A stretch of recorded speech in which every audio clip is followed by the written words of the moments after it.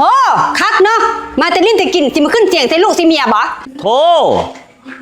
เจ้ากล้าขึ้นเสียงใส่ข่อยบ่เดี๋ยวนี้เจ้าคิดว่าเจ้าเป็นไผเดี๋ยวนี้ฮะเจ้าบ่ต้องมาเว้าเจ้ามีความผิดหั่นความผิดอีหยังเดี๋ยวนี้บอกมาดีๆเบิ่งอย่าสิมาหาเรื่องไหนเจ้าลิ้นสาวเจ้าอย่าว่าค่อยบ่ฮู้เด้อข่อยเซ็ตกับผู้สาวแล้วมันเป็นหยังเดี๋ยวนี้โหจะคิดว่าจะเฮ็ดถูกบ่นี่แม่นพอจะเฮ็ดบ่ถูกได้แนวนี้มึงอย่าบอกอีทิพย์เรื่องนี้มันเป็นเรื่องของผู้ใหญ่ดาด้าสิ่งในที่เท่าใดเดือนนี้โอ้ยลูกหันแซงได้ดีอยู่แม่ในที่เท่าใดได้ดีหั่นได้ดีก็แล้วกันนะในห้องบ่มีไผทอได้ดีหั่นได้ที่เท่าใดหลายแม่ได้ที่45พุ่นหลายกว่าหมู่ในห้องนักเรียนในห้องทั้งหมดจักคนมี45คนนาดาก็ได้ที่45ได้หลายกว่าหมู่ห่วยดาด้าได้ที่45ได้ที่100ได้หั่นที่โหลยจังได๋แม่ลูกได้ที่45ได้เต็มเลยอุ้ยนั่นล่ะตัวเองในที่โหลยยังบ่จักแม่นได้ที่100ก็ยังบ่จักดาด้าแม่ว่าแต่เฮือนเฮาเฮ็ดหอดไซด์เด้สิแล้วหมดแล้วเด้ยังตีเพดานเฮือนนี้ก็เอาไฟฟ้าเข้าเฮือนโอ้ข่อยก็ยังบ่ทันได้ไปเบิ่งนะหั่นมาสร้างเพดานได้แล้วบ่แม่คิดว่าสิจ้างสร้างรอนนี่แล้วตัวตีเพดานเฮือนกับเอาไฟฟ้าเข้าเฮือนสร้างรอนนี่เก่งได้สำนักงานเพิ่นอยู่นครปากเซนี่เดียวแต่ว่าเพิ่นรับงานทั่วประเทศสร้างร่อนใส่แม่สร้างร่อนตัวเพิ่นมักโพสต์ว่าตัวเองโสดหั่นบ่หั่นแล้วแต่ว่าสร้างรอนเพิ่นก็โสดอีหลีได้ถ้าสั่นมื้อจะไปหาสร้างร่อนจะพาข่อยไปนำเด้อแม่เด้ออ้าวแล้วสิอยากไปนำแม่เฮ็ดหยังข่อยสิไปจีบสร้างร่อนคันว่าเราโสดอีหลีข่อยสิจีบเราห่วยทิพย์สมาสิเขียวได้แม่ตอนเป็นสาวแท้ว้าวบ่ได้ได้แม่ให้ข่อยได้เป็นแฟนสร้างร่อนจะอาจสิได้ส่วนลดได้ตีเพดานนี่แม่นได้เนาะแม่นบ่สร้างร้อนโสดขอยย่านม่วยหากินเหล้าหันติโพดเนี่ยอันน่ะอัน3แม่ลูกพวกเจ้าโซอีสังกันอยู่นี่สดๆเสร็จๆจะเป็นคักเนาะเจ้าสิพาลูกเขี้ยวนี่โอ้ยก็โซลิ้นโซหัวซื่อแม่นว่าแต่เจ้าสิไปไสพอกูก็สิไปหาเลาะลิ้นกินฟุ่มเฟือยกูหั่นแล้วเอาอีกแล้วไปหาหลอกกินเหล้ากินเบียร์อยู่แหละพ่อหั่นแม่นเจ้าก็อย่าสุไปหลายที่เฮ้ยเปลืองเงินเปลืองคำเสียสุขภาพอีกโอ้เจ้าสอนข่อยบ่เดี๋ยวนี้ฮะเจ้าเป็นแม่บ่หรือเป็นเมียข่อยเดี๋ยวนี้ฮะชีวิตเจ้านี่มันสงบสุขเกินไปบ่เจ้าต้องการความทุกข์บ่ฮะโอ้ยขอโทษเฮ้ยระวังพูนไปแหละพ่อนี่ก็โพดแม่นเว้าหลายก็บ่ได้คันเว้าเพิ่นก็หายแล้วแม่สิไปย่านพ่ออีสังจักกะเดียจักกะดอกก็แม่แต่ว่าเป็นผู้หาเงินให้พ่อใส่อันนี้อีสังคมเพลงแม่อยู่แต่ละมื้อดูละเหลือใจแท้แม่นน่ะนะแ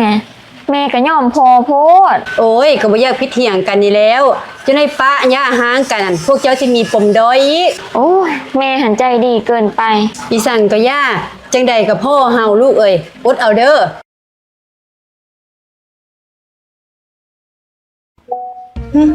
มันไผเซตมาโอ้มาคักแท้จ้อยสีวิไลเซตกับผู้สาวมึงเด้อโพดโพแฮงเด้อพ่อถึงเจ้าหั่นบ่ปะบ่เว้าได้หิ้งเต็กอีพ่อแล้วเฮ็ดอีหยังก็มีผู้สาวหั่นติเซตกับผู้สาวใน WhatsApp อ้าวจะคือหูแม่อีพ่อแล้วลืมโทรศัพท์บ่สิลืมหยังเพิ่นเซตในโทรศัพท์อยู่แต่ว่า WhatsApp เพิ่นหั่นมันเชื่อมกับคอมนำเพิ่นสิว่าเฮาบ่ฮู้จิหั่นบ่ว่าอีพ่อสิเป็นแนวนั้นข้อยคือว่าเรากินแต่เหล้าแต่เบียร์ซื่อๆดินซ้าวนำบ่นี่คุณแม่หั่นให้ถ่ายพ่อหลายพ่อเฮ็ดหยังก็บ่ให้พ่อจักเทื่อแม่หันใจดีก็พอหลายพ่อก็ได้ใจบัดนี้คือไอ้ทิพย์เว้าหั่นแหละพ่อละคมเพลงแม่อยู่คู่มือบัดนี้แหละแม่สิบ่ยอมเพิ่นหั่นไว้เพิ่นมาก่อนแม่สิย่องเพิ่นกะคักจุ่มหัวกันเฮ็ดอีสังโหคักเนาะมาแต่ลิ้นแต่กินสิมาขึ้นเสียงใส่ลูกสิเมียบ่คือแปลกแท้ปกติมันบ่กล้าขึ้นเสียงกับห้องนะโธ่เจ้ากล้าขึ้นเสียงใส่ข่อยบ่เดี๋ยวนี้เจ้าคิดว่าเจ้าเป็นไผเดี๋ยวนี้ฮะเจ้าบ่ต้องมาเว้าเจ้ามีความผิดหั่นความผิดอีหยังเดี๋ยวนี้บอกมาดีๆเบิ่งอย่าสิมาหาเรื่องไหนเจ้าลิ้นสาวเจ้าอย่าว่าค่อยบ่ฮู้เด้อฮู้ได้จังได๋ว่าเฮาลิ้นสาวเฮาก็คือว่าปิดบังดีอยู่บ่น่าสิฮู้นะสงสัยเว้าคู่ซื่อๆได้นี่เพิ่นนี่หาความบ่จริงใส่ข่อยเด้อเจ้านี่เด้อเจ้าแซดกันทาง WhatsApp หั่นเจ้าอย่าว่าค่อยบ่ฮู้เด้อ WhatsApp จะหั่นมันเชื่อมใส่กับคอมหั่นอ้าวจิบหายแล้วกูแต่ว่าผ่านมาเฮาเฮ็ดหยังผิดเมียมันก็คือบ่เคยกล้าหายเฮานะอีสังกะยาหายมันคืนขู่มันคืนมันคือสิยานเฮาเองผ ราะว่าปกติมันก็ย่านเฮาปลาอยู่แล้ว แล้วมันเป็นหยังหึข่อยเซ็ตกับผู้สาวแล้วมันเป็นหยังเดี๋ยวนี้ โหจะคิดว่าจะเฮ็ดถึกบ่นี่ แม่นพอจะเฮ็ดบ่ถูกได้แนวนี้ มึงจะบอกอีทิพย์เรื่องนี้มันเป็นเรื่องของผู้ใหญ่และเจ้าเสียจังไดสิป้าบอกคันเก่งแค่ป้ากับข่อยบอกกล้าบอกป้ากับข่อยหัน อยากบ่อยากมึงก็บอกกล้าป้ากูแน่นอนเพราะว่ามึงหักกูแฮะ ป้ากับป้า มันคือกล้าว่าสิป้าเฮาบัดนี้ มันบ่ย่านเฮาป้ามันอีหลีบ่โอ้สงสัยเป็นแผนแกล้งถอยเพื่อลูก อย่าคิดว่ากูสิหลงกลนี่ป้ากับป้าเดี๋ยวนี้นี่ นี่คนเครื่องเจ้าหันนี่เลย โธ่ยังปากแข็งอยู่ คือว่าหั่นแหล้วเขาสิยอมเฮาบาทเดียวก็ย่านเสียหน้าที่หันคอยให้โอกาสเจ้า เจ้าขอโทษข่อยไหมคันเจ้าขอโทษข่อยสิบ่ป้าขอโทษข่อยไหม กูสิป้านี่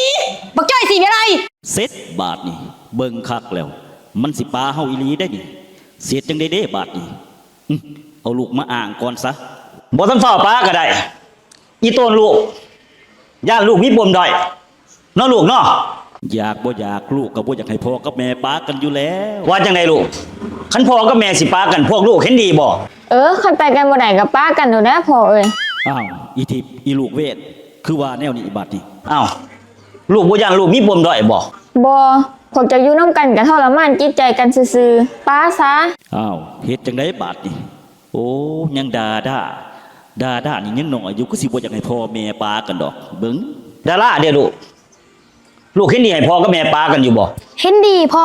ป้ากระโลดอยู่ไปกระทรมาน อ้าวหากินสินี่ดาคือว่าแนวนั้นบาดนี้เฮาสิเฮ็ดจังได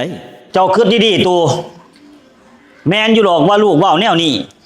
แต่ว่าเจ้าสิให้ลูกมีปมด้อยบ่เจ้าขอโทษข่อยไหมคันเจ้าขอโทษข่อยสิบ่ป้าเจ้า ค่อยบอกขอโทษ ค่อยสิป้า ข่อยบ่ป้าแหละบ่ป้าดอกเฮ้ยอยู่น้ำกันคือเก่านี่แหละเนาะ ค่อยสิป้า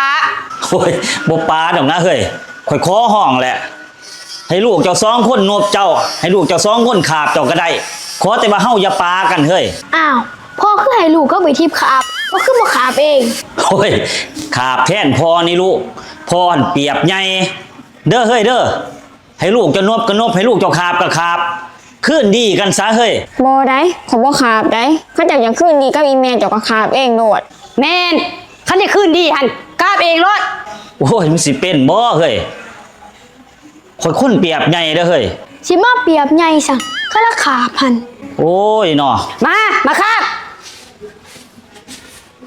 ให้จื้อให้จำเด้อบัดนี้เด้ออย่าสุคมค่อยหาให้เจ้ากินบ่แม่นเจ้าหายค่อยกิน ถูกต้องแม่เอ่ยเว้าอีกก็ถูกอีก ปั๊บบักซิบแม่เอ้ย